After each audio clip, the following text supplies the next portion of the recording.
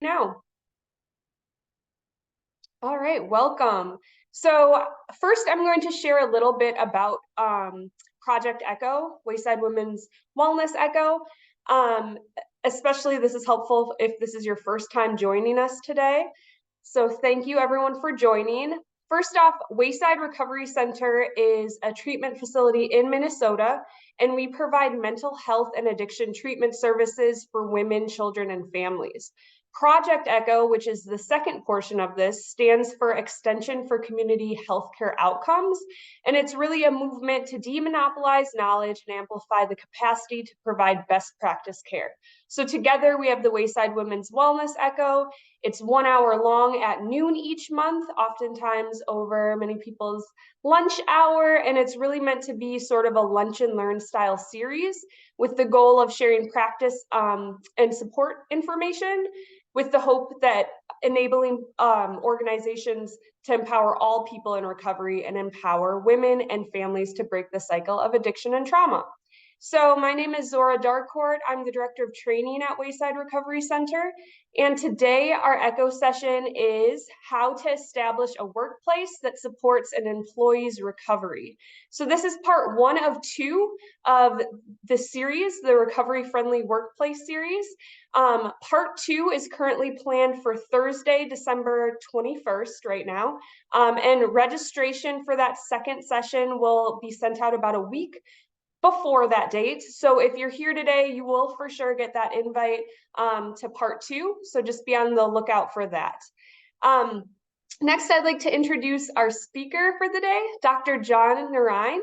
And before we get started, I'll just share a little bit about Dr. John. So Dr. John Narain is a person in recovery and founder of Recovery Friendly Leader, which is a nonprofit organization whose mission is to empower leaders with solution-based strategies to support employees impacted by addiction and promote safer, healthier, and more productive workplaces. As an active member of his recovery program, John has also become a certified employee assistance professional, received his doctorate in business administration by completing a qualitative research study on leadership strategies to prevent substance abuse relapse, and optimize business viability, and is the author of Leading Workplace Addiction. John's other commitments include serving as a consultant for Colorado's Recovery Friendly Workplace Initiative, board member of the Rocky Mountain Chapter Employee Assistance Professional Association, and sitting at the table for several recovery-based coalitions, both locally and nationally. So it's an honor to have you here with us today, John, and I will pass things over to you. Thanks everyone for joining. Thank you so much for that introduction. I think I just gave you a thumbs up by accident for my introduction. Can everyone see my screen okay? If not, can you give me a thumbs up if you can? Yes. Awesome. Thank you very much. Yeah. So yes, my name is John.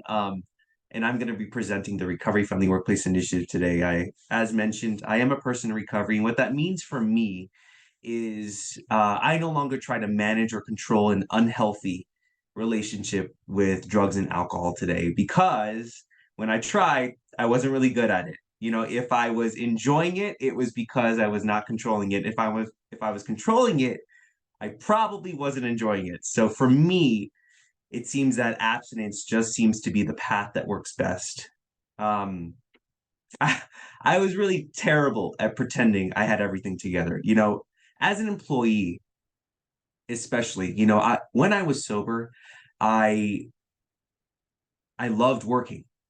I loved what I did. I showed up on time. You know, I showed up early. I stayed late. I became really close with the managers and partners, and I got raises and promotions. You know, I was a good employee, but when I was using drugs or alcohol, it was the complete opposite. You know, I was that employee that started to not show up, or I would pretend to be sick. I remember I wanted to call off sick. So what I did is I took a thermometer and I turned on the stove and held it maybe 2 inches away just so it would heat to the temperature I would want it to heat at.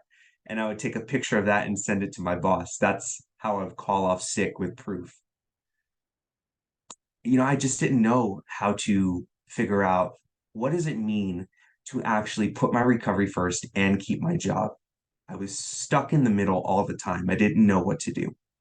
So there were many people that tried to help me, like people that try to help me find treatment, meetings, go to 12 step, go to Smart Recovery, find a sponsor, whatever it was. They tried to help the best they could. And that was all great outside of work. But when I come to this place where I spend majority of my day, when I interact with the many people that can push my buttons, right? And trigger me or whatever you want to call it, it's how do I go back there and still feel supported, right? See, what I needed to know is that the workplace and my manager was going to be okay with me saying, listen, I have an addiction and I need some help. And that's what the Recovery Friendly Workplace Initiative offers. It's that solution for the workplace. So today, we're going to briefly discuss a problem that we all are very familiar with, right? So I'm not going to dig too much deeper, just give you some statistics on what is the problem exactly in the workplace, because we can't understand the solution we're providing without knowing the problem first, right? And what are the costs associated with that? Then we're going to define what exactly is the recovery friendly workplace. What does it mean to say, yes, I support an employee who's impacted by substance use, who's pursuing recovery? And then the bulk of our time is going to be going over the steps that an employer can take to address these challenges that we're seeing in supporting employees impacted by substance use and how they can really support them in pursuing recovery. At a baseline, I feel like everyone, whether you're in recovery or not, whatever it is, we can all relate to the idea of not wanting to feel a feeling sometimes, right? Wanting to alter a mood, especially when we're feeling things like stress or anxiety or grief. For some of us, sometimes for me, that might look like overeating, right? I love getting a large fries when I'm feeling down. And the problem with that sometimes is it makes me feel worse, right? Or some of us may go on Amazon and just start shopping, right? Sometimes that makes us feel better. But for others, it can look like substance use, right? Coming home, let's have a glass of wine, let's go to a happy hour. Let me take the vodka out of the freezer. I live in Colorado, so marijuana is an option here, right? And it's a social option, it's a legal social option. So while some employees don't engage in substance use, those who do, they might be looking to cope whether through that legally or illegally, right? So we know things like alcohol and marijuana are legal, but there's many others that we know of, amphetamines, barbiturates, opioids, right? And it can all start just from that experimental use, right? Trying it out for the first time. And experimentation can occur when someone's feeling pressured by doing it, right? In our work culture, sometimes we're pressured to go to a happy hour because we feel like our boss may not like us if we don't, or coworkers may start talking to us if we don't. So that pressure can sometimes ignite that first use. Then social use, that may become reoccurring. Coworkers like happy hours. I remember my brother said that at his job, this was a few years ago, on Fridays, they would roll a cart with beer and wine at 4 p.m. on Fridays and just hand it out to all their employees. And that was just them having camaraderie with each other. But slowly that can also turn into problematic use, right? This is where things start to become noticeable. Motivation for work may start to decline. Behavior changes might become obvious, right? We may start to show up late or even impaired or under the influence. And unfortunately, that might even progress to what we know as addiction or substance use disorder, right? That's when the use for a substance, and when I say substance, I'm including alcohol in that, right? That can become uncontrollable and persist regardless of any of the consequences, and we can have financial problems at that stage, legal problems at that stage, and unfortunately, sometimes suicidal ideation at that stage. So recovery-friendly workplaces are so important because what we found is nationally, 1 in 12 workers, this is from frontline to executives, 1 in 12 workers battles the disease of addiction, right? And the COVID-19 pandemic just brought this fact to light. The pandemic, which went along with an already ongoing opioid epidemic, not only disrupted the financial situation of many businesses, but also the health of many employees. In 2020, the cost of substance use to employers was $696 billion. It's a lot of money. And that's through things like absenteeism, healthcare costs, lost production. Studies show if we break that down, employees that use substances problematically, they're absent about 50% more work days than their coworkers. That's an average of 24.6 days per year. And depending on the industry, that sector of employees can cost employers anywhere between $2,600 and $14,000 annually per employer. And that's through, again, absenteeism, turnover, and lost production. So what does that mean? Why would anyone want to hire someone in recovery after those numbers, right?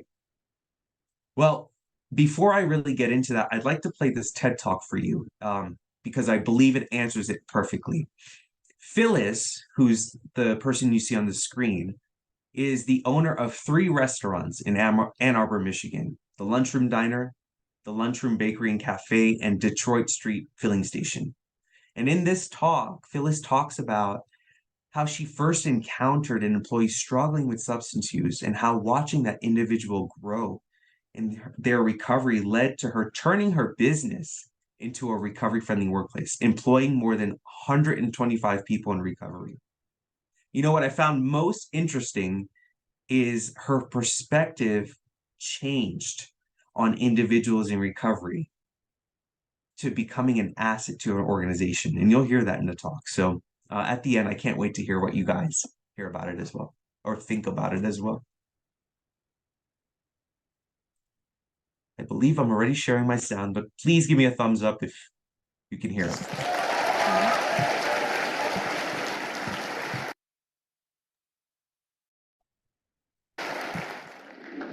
If you've ever walked through downtown Ann Arbor or the North Campus area, you may have seen the Lunchroom or Detroit Street Filling Station. Sorry. Or the Lunchroom Bakery and Cafe. You may have stopped in for some healthy vegan food or live music. But what you might not know, what goes on behind the scenes, is that the majority of people who are cooking and serving your food are in recovery from drug and alcohol addictions. Our business supports and nurtures these individuals. We provide a framework for them to piece their lives back together and to give back to those around them. Tonight I'm going to talk to you about our recovery workplace and tell you the stories of some of our amazing staff members. Our mission-based business practices are related to the fact that I came to the restaurant world by a very unusual path. I was not a business major. I was not a chef or a culinary student. In fact, I had very little prior restaurant experience. My background is being a community organizer and activist. Starting in the 1980s when I was a U of M student, and for the next 3 decades, I advocated for peace and civil rights and civil liberties, for prison reform, for workers' rights, and more. My own rap sheet includes 3 arrests for civil disobedience.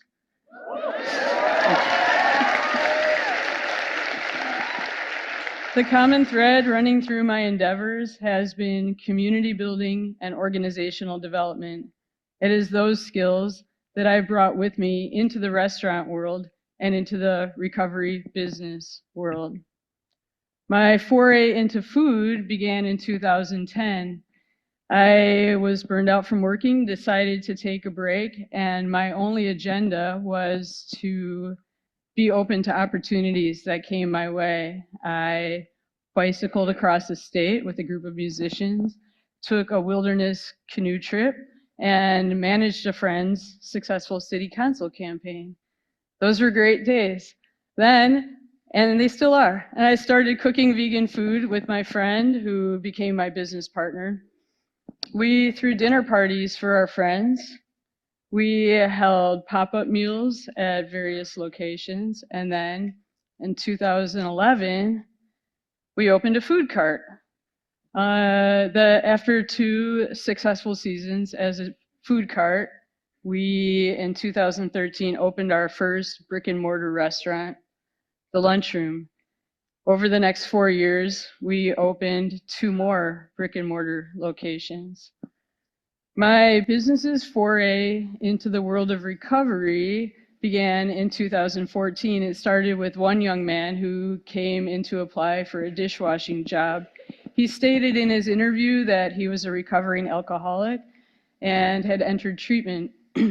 He was living in a transitional house, which is a sober living residence run by Dawn Farms Addiction Treatment Agency. He had flunked out of school and had worn out the patience of his friends and family. At the moment, while I admired his honesty, I did not know the significance of those statements for him personally or what they were going to mean for my business. I watched that young man stay sober and help others stay sober. He got back into school, completed his undergraduate degree, and is at this very moment a successful student at U of M Law School.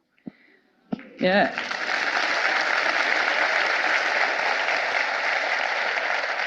That individual brought us more employees from the recovery community, and pretty quickly we became known as a recovery-friendly workplace. To date, we've had more than 125 people in recovery work for us.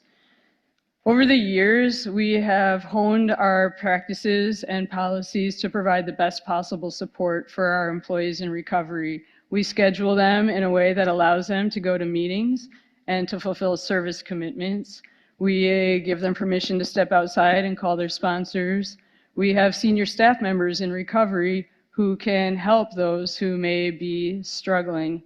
We hold them to the same high workplace standards that we hold all of our employees. And to underscore our commitment to their health and well-being, we offer full health and dental benefits to all of our full-time employees. Several of our staff members have volunteered to share their stories with you tonight. The first person is Mitch. Mitch has 2 years of sobriety and is a kitchen manager, and he is kind of a miracle. Mitch began abusing substances at age 11. At age 14, he was using IV heroin. He has done time in jail and prison. Mitch has overdosed 24 times and twice has been in a coma. Right, he's a miracle. At age 28, he finally got his addiction under control, and today he has a serious meditation practice. He's a leader in the local Buddhist-centered recovery movement, and he is an amazing human being. He is a patient, gentle, and effective leader. You may wonder why we do this. What's in it for us to invest in human beings who need a chance and to be a recovery workplace? The answer is that community building is our mission. It is our business plan. Of course, a healthy business needs a viable bottom line. Without that, the business would fail and none of this would matter. But we find that building community does drive our bottom line. Our employees respond to the trust and care that we put into them by giving their best to the business. All of this leads to a wonderful restaurant ambiance and delicious food, which keeps our customers coming back. The intention is to support people in recovery. The result is a healthy business. The next person I'm going to talk to you about is Crystal. Crystal now has 10 months sober, and she is a server. She previously had 12 years of sobriety, but relapsed after the breakup of her marriage. During the time that she was using, she lost her job, she lost her home, and her family. Today, Crystal has repaired those relationships, and she relishes in the fact that her children and grandchildren now call her because they want to spend time with her. Many of our employees deal with complicating and stigmatizing factors, including mental illness, incarceration, homelessness. The tie-in with mental illness comes from the fact that people with depression or other disorders may self-medicate with drugs or alcohol and thereby develop addictions. When they try to stop using, the feelings that they have been suppressing come rushing back and can be overwhelming. The link with incarceration is that people get arrested for drunk driving or possession, and that addicts may do anything to attain their next fix, including committing crimes. Many of our employees have done time behind bars, ranging from months to years to decades. Their criminal records make it difficult for them to obtain housing and employment or get access to education or credit. Some of our employees deal with traumatizing histories of homelessness, violence, or having had to give up their children. Each of these conditions carries tremendous pain and stigma. It's very difficult to succeed without a support network that is equal parts love and accountability. In our workplace, people can be honest about who they are. There is nothing to hide. They are not shunned for their past actions. Rather, they are celebrated for taking the courageous steps necessary to turn their lives around. Ian is a cook who just got 6 months sober. Ian was addicted from an early age and has had periods of time panhandling on the streets. He has found work in kitchens where his addiction only deepened. He credits his sobriety today with the support that he receives from his coworkers in the kitchen who are also sober and in recovery. I spoke with Ian 3 days ago on his 6-month sober anniversary, and he told me that he never knew that life could be like this. Even with all the support we provide, we can't pretend that relapse doesn't happen. When an employee relapses, they cannot stay at work for their own safety and for the sake of others. However, we do have a return to work plan. The employee first has to be honest about their situation. They have to determine the reasons for their relapse. And then they develop a relapse prevention plan and track their recovery goals. Their progress determines when they will be allowed back to work. Several of our employees have returned to work following this process. Some have done it 2 or 3 times, demonstrating that the path to recovery is not necessarily linear. David, pictured here, is a manager with 3 years of sobriety. He is one of our senior people in recovery to whom others turn to for support. David has an incredible story of his own.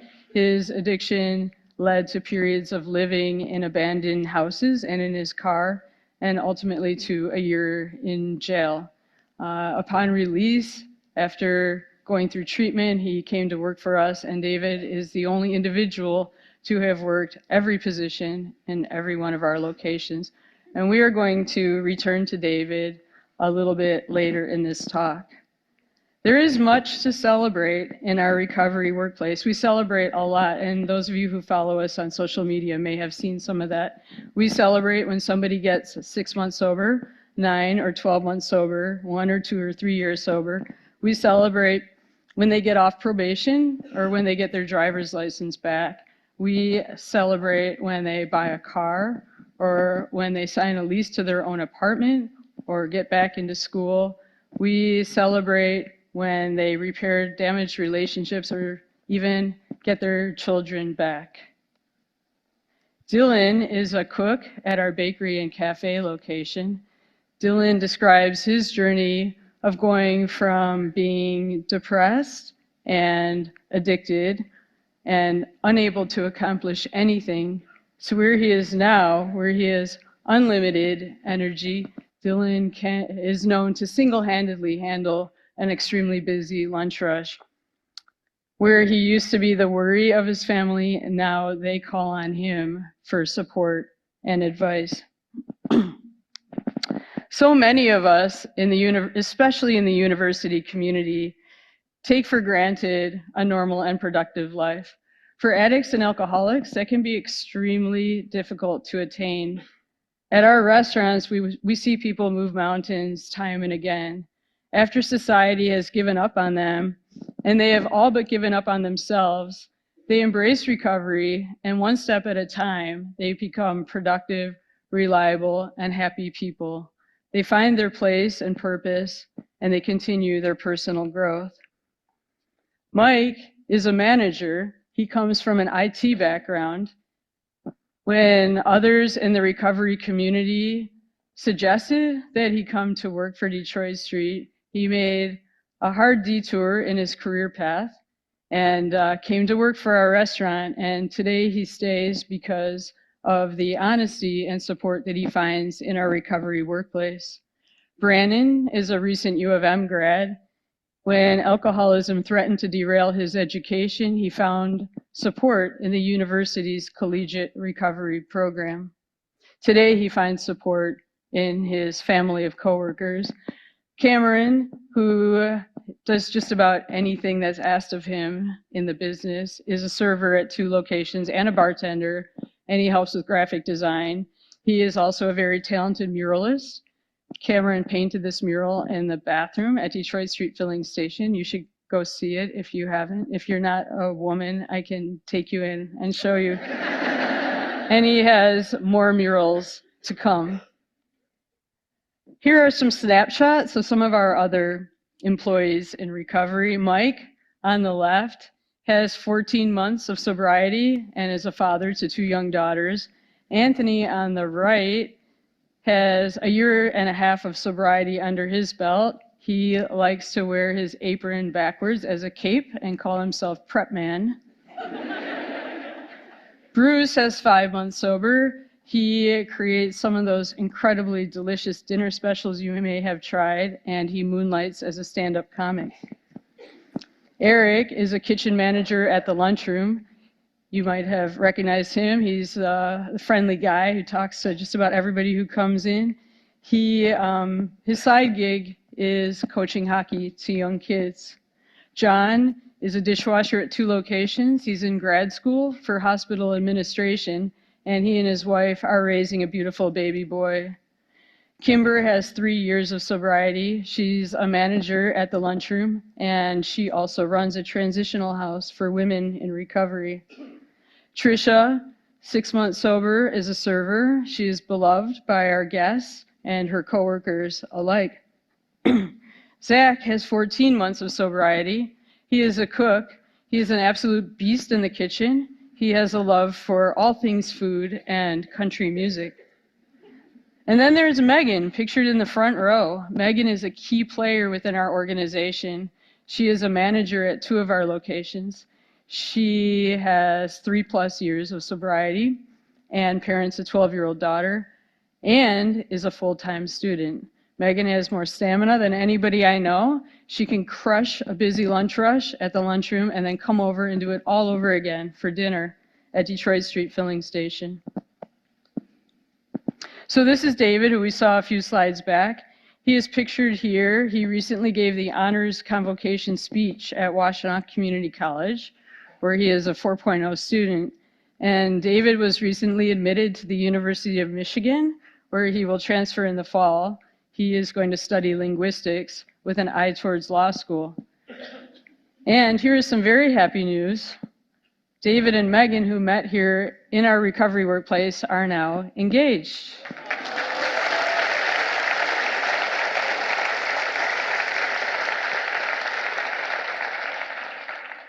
I cannot tell you how much I have learned and grown from my years in our recovery workplace. Everything that I give, I get back tenfold in love and joy. It is an honor to participate in people's journeys to piece their lives back together.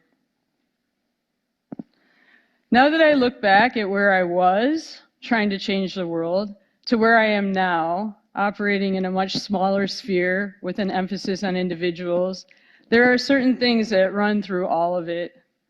Regardless of what you're doing, operate with compassion, defy stigma, build community, and take care of each other. Create spaces that are safe, healing, empowering, and transforming. Just like our restaurants, you can't always see from the outside what is going on the inside. You can bet that within even the roughest characters, there is a gem, and in the right conditions, that gem will shine. Thank you.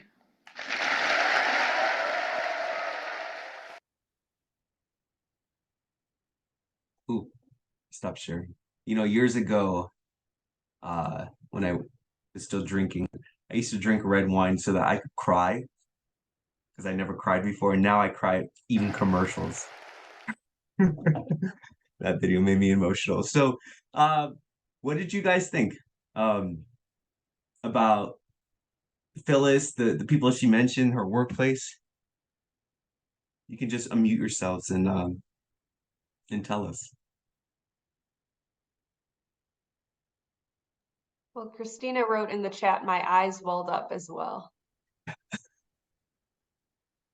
think one thing I'd like to say is that I love that she touched on the return to work plan, because I think that that is one of the issues that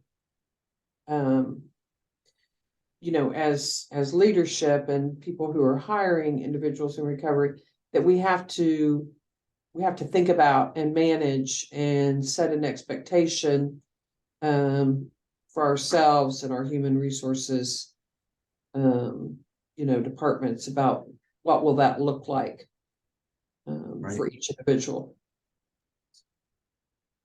Sure. Yeah. Yeah.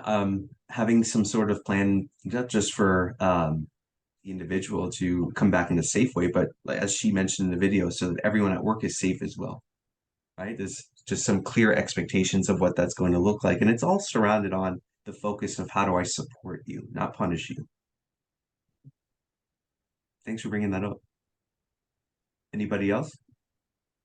I'm guessing with a plan like that too, it allows people to be more honest and like transparent with what they're going through. Because if I know that I'm going to lose my job and I have no way back, like, why would I even say anything, right? So I agree with you, Jim. Right.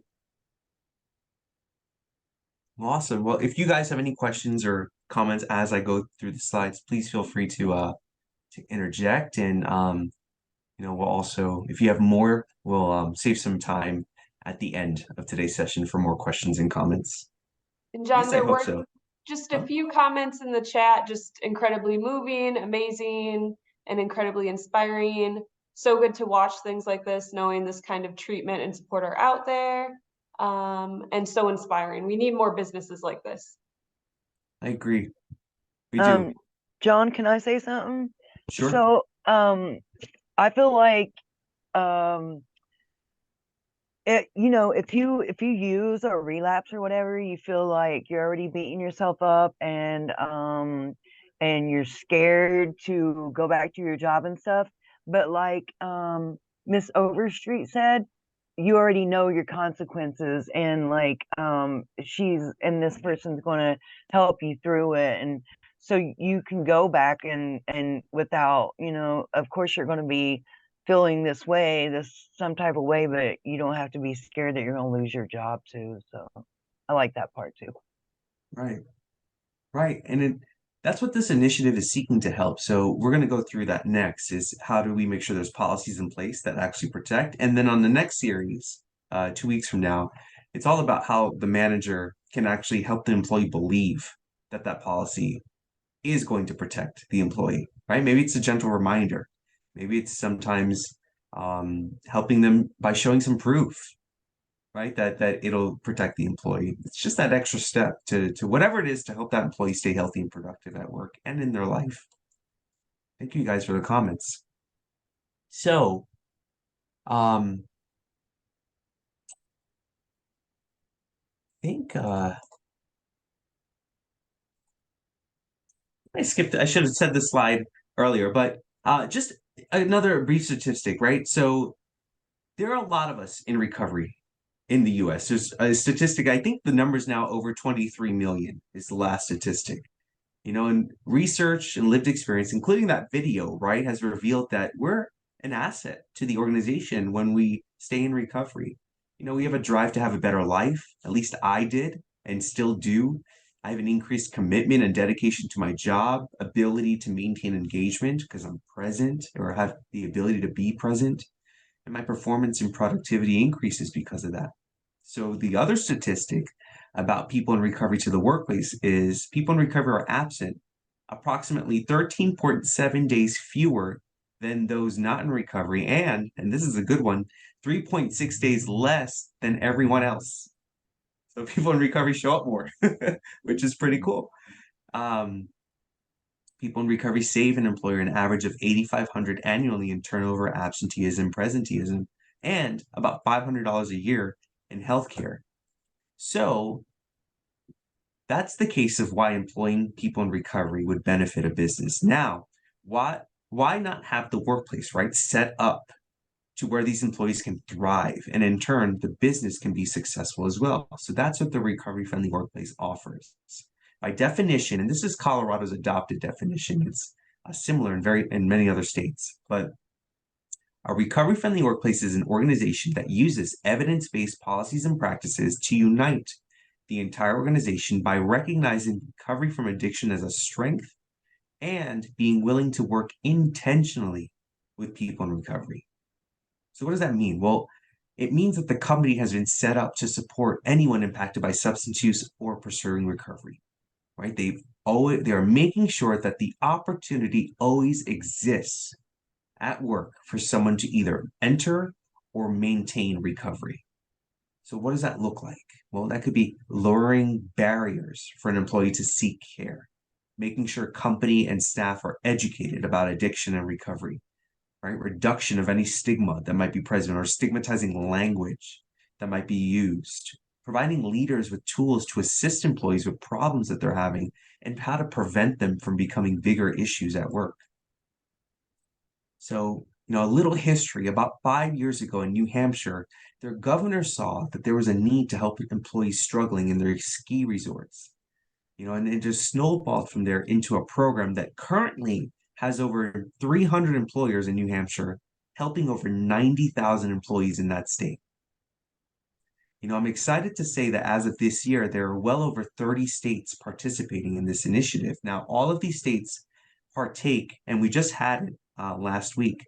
It's a multi-state meeting where we meet together and we share our experience and challenges for how the initiative is going in their state.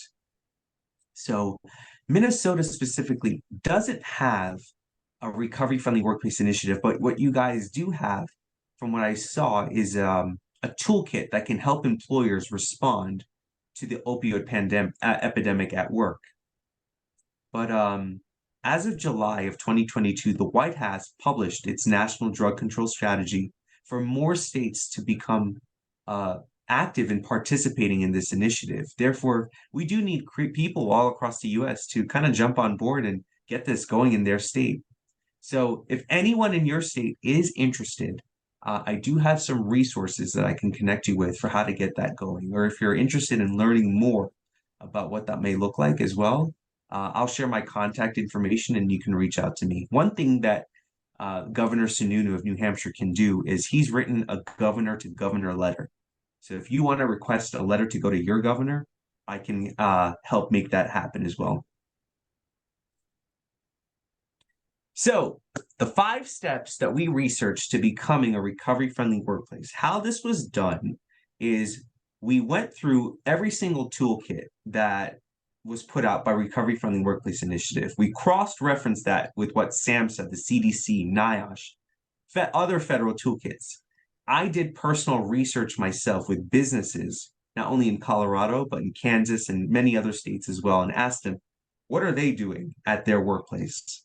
And they all confirmed that these were the 5 baseline steps that they took to establishing the business as recovery friendly. First, it's very simple. What's the purpose and who are we going to serve, right? So I mentioned the definition earlier of recovery friendly workplace. So to achieve that purpose, to achieve the fact that we're going to use some evidence-based policies, we're going to unite everybody, we're going to intentionally work with people in recovery, we have to do 2 things. One, first objective, how do we establish the culture that's going to value a healthy working environment, that's going to offer the opportunity for employee recovery, wellness, and retention? And second, how are we going to implement some practices that address problematic substance use as they arise and offer the opportunity for those employees to continue recovery, to continue their wellness at work, right? Opportunity to enter recovery and opportunity to maintain recovery. You know, I worked in workplaces where they only had one but not the other. By sending me to treatment, you offer me the opportunity to enter it. By coming back to a toxic workplace, you don't offer me the opportunity to maintain it. So that's why we came up with these two objectives. Second, adopt, and here's the key word, practice some principles in the workplace, right? Core values. What do we collectively believe as a workplace, right? Because these guidelines, these values and principles, they're guidelines for how we make decisions at work, right? For how we what do we expect out of behaviors, our best practices.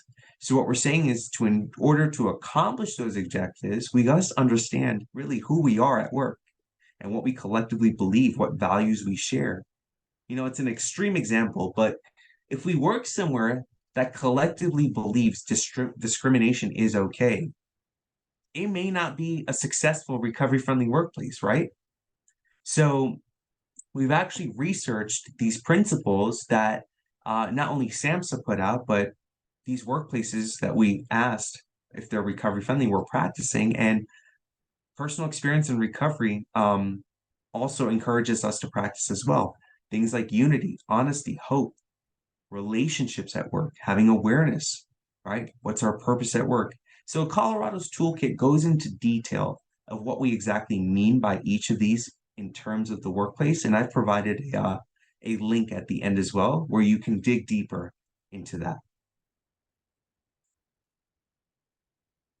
So step 3 discusses how to establish the culture needed to support those in recovery, right? Because we're not intending this initiative to target a specific demographic. We want to unite everybody as one organization.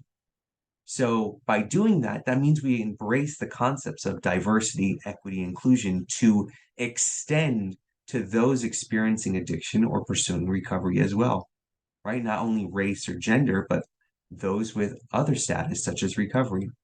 So how do we do that? Well, first, at a base, let's assess where's your current company at in terms of culture, policies. You know, here in Colorado, we held an assessment lab in the beginning of October. It's a small town called Steamboat Springs. It's a mountain ski resort town. And about 10 businesses showed up to take this assessment because they would like to see where they're at and how they can take some steps in improving their culture at work. So we asked questions, you know, how open is leadership to talking about this? You know, do they have resources available for mental health and wellness, such as an employee assistance program? Right. So once we finish that assessment, our next step is to then meet with the organization and go over the results, right? Let's determine how ready is your organization to making some improvements. So we do that. We've offered some consultation to these businesses and advising to discuss what are their current policies saying. We understand that they may have drug-free workplace policies and clearly explain the consequences, but where's support in those policies as well? And what's the tone that these policies are written in? Is it punitive or is it supportive in tone, right? Those are some things that we look into. Some businesses we talked to, you know, and tried to consult with. I remember one was it was a bar, and they were questioning how do they improve their team shot policies. This was policies that talked about how their bartenders take shots together, and it's clearly written, and it's the first time I've ever heard of something like that, so we learned together. I had another restaurant, they were kind of a bar but more of a restaurant, said that the way they understood employees struggled was when they were in the bathroom for too long. That's when they knew something was wrong and they needed to help. And this one still gets me. There's another steakhouse / bar in a rural town that wanted to learn what they could do to support employees in recovery. And they wanted to get all their managers on this Zoom call. And as soon as the Zoom screen opened, it was zoomed in to all the beer glasses on the table all these managers had for our recovery-friendly workplace call. And it was an interesting meeting because they were genuinely interested and they really didn't understand how that perception, right? If they were having a meeting, let's say with an employee struggling, may not be the best thing to have on the table. So it was an eye-opening call for both of us, I'll tell you that. You know, identifying how employers will support this initiative is really important too. Like, what are the roles managers are going to play?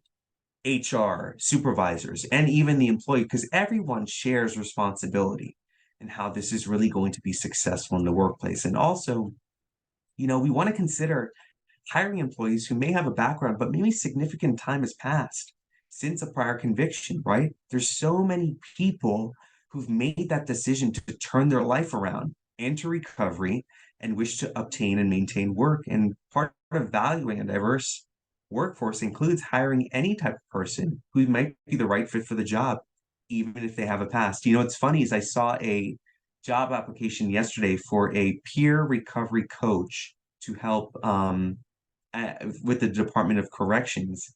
And one of the requirements is must have a prior criminal history. How about that? Right? That's awesome. You know, seeing things like that, because that's what keeps us relatable. That's what's going to help somebody else. It was beautiful for me to see. I do want to be mindful of time, so I'm going to quickly go through these here. But step 4 is just the core practices, right? Once we have the purpose, the principles, the culture, now we can take some practice, apply some practices that are more likely to work in the workplace, like having a policy that, like I said, discusses the protections of employees who come forward and ask for help.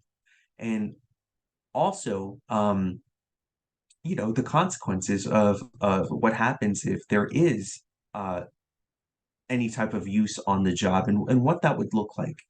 And educating these employees, you know, it's important for employees to understand how substance use can affect the workplace in terms of conduct, in terms of performance, right? How it affects the organization as a whole, but also what are the accommodations that they have available to promote their recovery? What are the confidentiality and privacy rights that they have? And how do we get these employees to believe that they're confidential and private? You know, employee assistance was offered to me years ago, and I never used it because I didn't believe it. And I'll go into more detail on that on the next training, and also leadership training, right? It's very important because strong leaders are essential to recovery. They hold the influence for what health and well-being is going to look like in the workplace. And again, we're going to dig deeper into that specific one as well in our next series. And also, how do we offer evidence-based services and programs? Because we know all employees are subject to experiencing problems. We all are. No one is exempt from that. So how do we help them with other things outside of substance use? Maybe there's financial problems, marital problems going on, other psychological stressors. So can we offer things like PTO and flex time, right? Peer support, or other community resources that we know is going to be supportive to our employees as well. And finally, if it's established, just like any other business venture, how do we keep it going, right? Let's review things that are going to keep it going, such as our employees' performance, right? Are we starting to see a reduction in absenteeism, a reduction in healthcare claims, right? Or is our employees starting to show up to work on time? Those are powerful things to review and to notate on if this initiative is working in our workplace. Let's review our processes. Are we starting to offer things like mental health days, partnering with employee assistance program? And finally, just an overall evaluation of the businesses. Do we as a business see a decrease in turnover, an increase in maybe the volunteer use of EAPs? If we offer drug testing, do we see a reduction in positive drug screens? Those are very important things to evaluate. because the overall benefits that we're seeing for businesses that take part of this initiative is they get to have a healthy employee and productive employee, right? The employee is staying in recovery. Their engagement has increased. Their ability to focus and communicate with others has increased, right? And turnover has decreased. There's just so many benefits that we're seeing to the overall businesses that's not only helping their workforce, but their bottom line dollar. So 2 exciting announcements as of this month. LAPA, who's the Legislative Analysis for Public Policy Association through ONDCP, the Office of National Drug Control Policy, which is an executive office of the president, they've released their Model Recovery Friendly Workplace Act.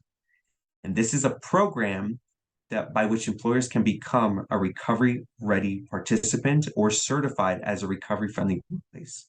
So states like Colorado have already started working at introducing this model into bills where hopefully it can be enacted into legislation. And I'm happy to say Colorado's will be introduced in January, which is next month.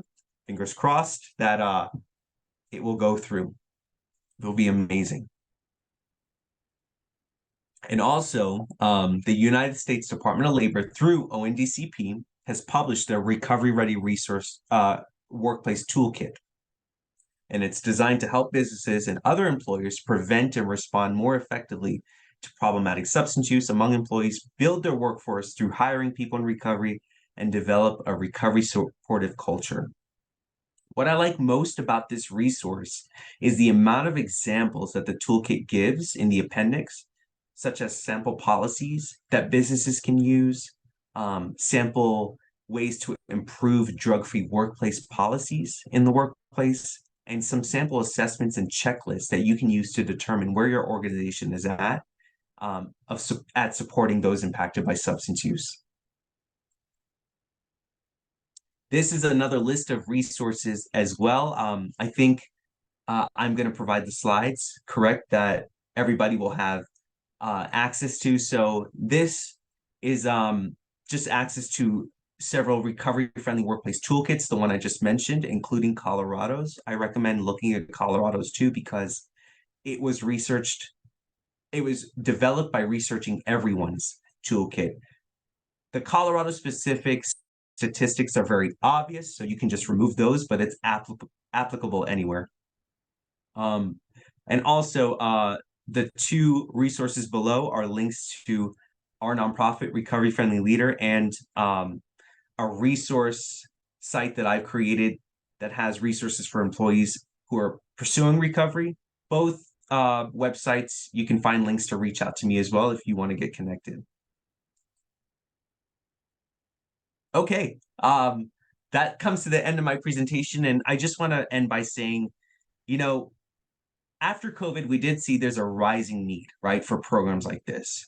Everyone in business was struggling, right? And we just know that it's going to take a whole worldwide effort to help employees to prevent them from going through things like that again, right? We don't need a pandemic for something like an employee to use substances to occur. It's going to happen anyway. Like I said, the pandemic just brought it to light. So I can't thank you all for allowing me to present. This is truly a team effort, and we have a few minutes left. I'd love to hear anything that you guys have to say as well. Thank you very much. And John, we did have some comments coming through the chat as you were talking that I just want to highlight.